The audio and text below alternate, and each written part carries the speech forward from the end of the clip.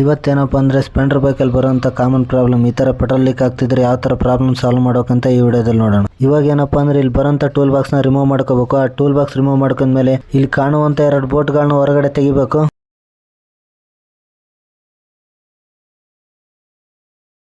ಅವೆರಡು ಬೋಲ್ಟ್ಗಳನ್ನ ಹೊರಗಡೆ ತೆಗೆದ್ಮೇಲೆ ಸ್ಕ್ರೂ ಡ್ರೈವರ್ನ ಸಹಾಯದಿಂದ ಕೆಳಗಡೆ ಕಾಣುವ ಕಪ್ಪನ್ನು ತಕೊಳ್ಬೇಕು. ಇಲ್ಲಿ ಕಾಣುವಂತ ಆ ಪಿನ್ ಕೂಡ ತಕೊಳ್ಬೇಕು. ಆ ಪಿನ್ ತಕೊಂಡ್ಮೇಲೆ ಈ ತರ ಹೊರಗಡೆ ಬರುತ್ತೆ. ಹೊರಗಡೆ ಬಂದ್ಮೇಲೆ ಇಲ್ಲಿ ಕಾಣ್ತಾ ಇದೆ ನೋಡಿ, ಇದೇ ಪಿನ್ ಇಂದಾನೆ ಆ ಪ್ರಾಬ್ಲಮ್ ಬರೋದು. ಹೊರಗಡೆ ತೆಗೆದ್ಮೇಲೆ ಕಾರ್ಪೆಟ್ ನಲ್ಲಿ ಕಾಣುವಂತ ಹೋಲ್ ನ ಚೆನ್ನಾಗಿ ಕ್ಲೀನ್ ಮಾಡಬೇಕು. ಕ್ಲೀನ್ ಮಾಡಿ ಮೊದ್ಲಿನ ತರ ಫಿಟ್ ಮಾಡಿದ್ರೆ ಆಯ್ತು.